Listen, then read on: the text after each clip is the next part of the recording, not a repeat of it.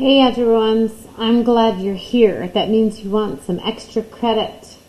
Remember, turn this in and you can have some extra credit to help out your quarter 2 grade. Plus it'll help you become a better grapher too. Alright, let's read these directions. Graph each of the following lines for the restricted domain or range that's listed.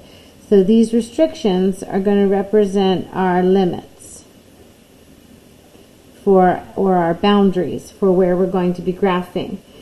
If it has an X in it, that means a domain is restricted. If it has a Y in it, that means our ranges are restricted. The only time I'm going to use my range values is when I have that vertical line and my X's are constant. Alright, my restrictions will spell a Thanksgiving message on the coordinate plane. Okay. If the equation is the form of X equals A, the equation or the graph will be a vertical line. That is where we have a VUX, a vertical line, an undefined slope, and an X only in the equation. If it's Y is equal to B, the graph will be a horizontal line. Remember, those are our HOYs. Horizontal line with a slope of 0 and a Y only in the equation.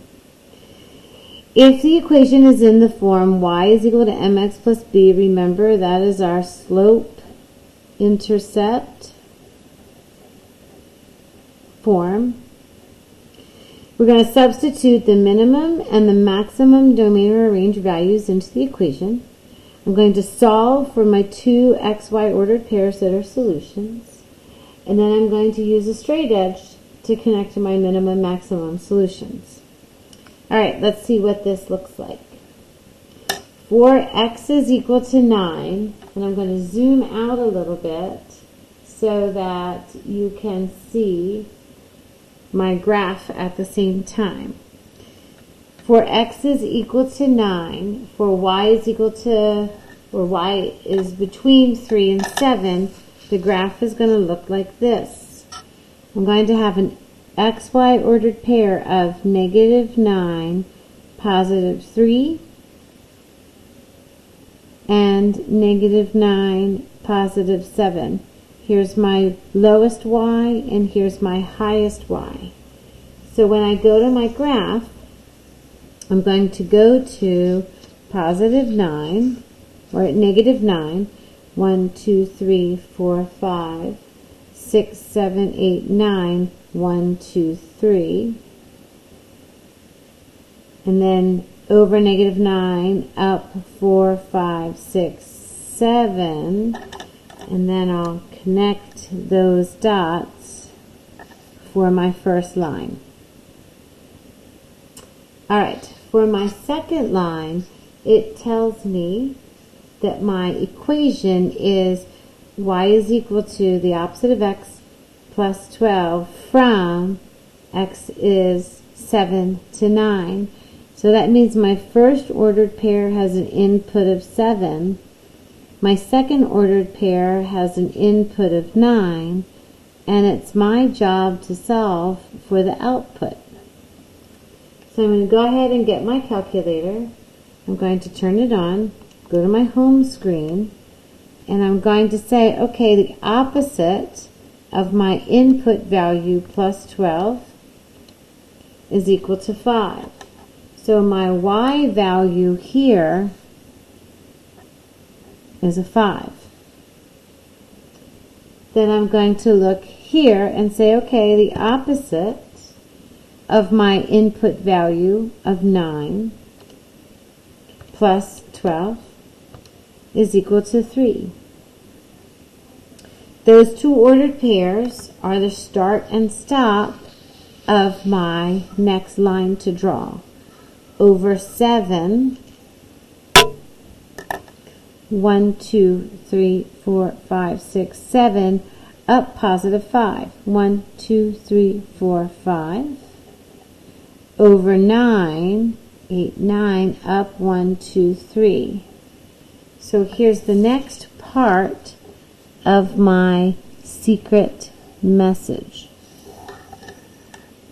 And this one is done. Alright, let's go on to number 3. Y is equal to the opposite of 8x minus 65. And this is from negative 8 to negative 7. So I know negative 8 is my first ordered pair. And I know negative 7 is the x value of my second. And my job is to use the rule or the equation to solve for my y value. So I'm going to type in my equation, negative 8 times that input value, negative 8, minus 65. And I have an output value of negative 1. So my second input value, negative 8 times negative 7 minus 65, give me an output value of negative 9.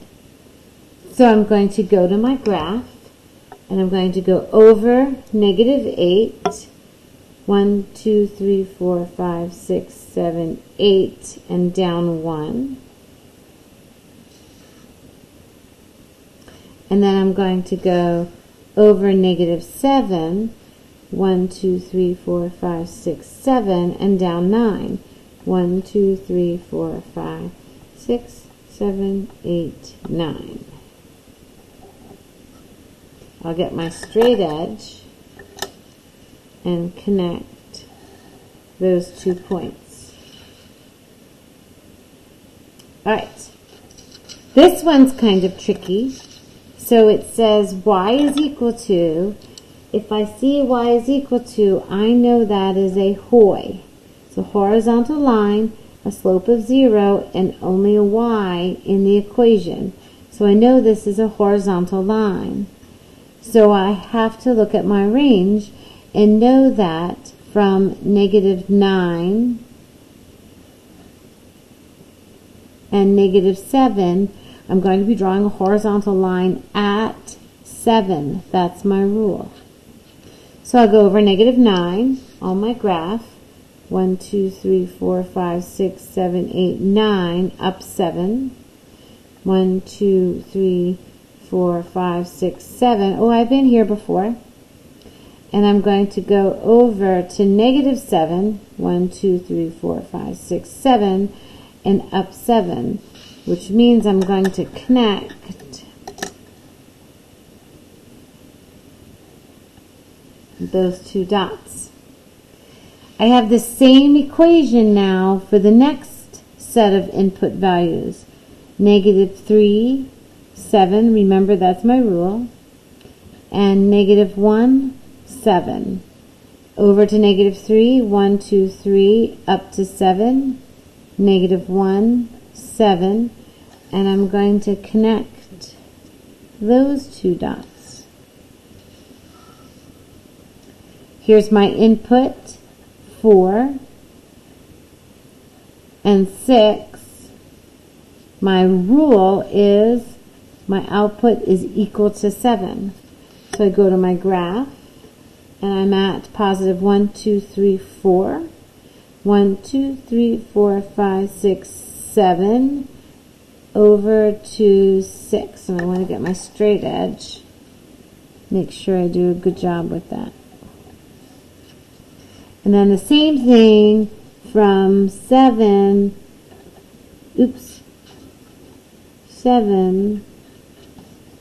to 9.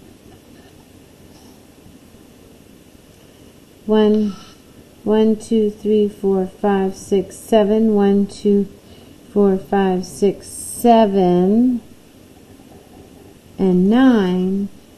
So I'm able to connect those dots. And isn't that funny? Here's the same horizontal line at y is equal to 7, and these are all the restrictions for what input values. Just this domain is here, just this domain is here, this domain is here, and that domain is there. Alright, now I'm up to my first vertical line. I know it's a vertical line because it has an x only in the equation, which is why for the first time these values are our restrictions for our range, which means I have the input value of 6 for both ordered pairs, but I'm going to be graphing it from 3 up to 7. So we'll go ahead and move over to positive 6, 1, 2, 3, 4, 5, 6, and up 3, 1, 2, 3, and then 4, 5, 6, 7. So it looks like I have a vertical line right there. This is a HOI, a horizontal line with a slope of 0 and a y only in the equation. So my x values are from negative 6 to negative 3. My y values are steady at negative 9. So I'll drop to negative 6. X values at negative 6. 1, 2, 3, 4, 5, 6. Down to negative 6. 1, 2, 3, 4, 5, 6.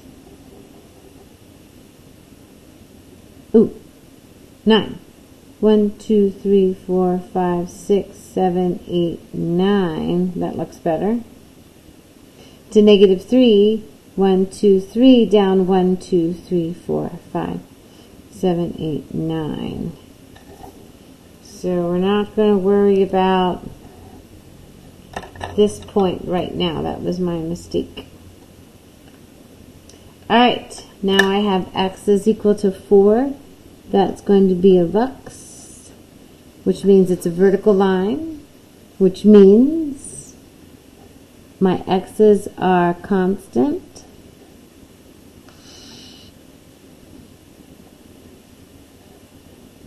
And my y's go from 3 up to 7. So I'll count over to x is equal to 4.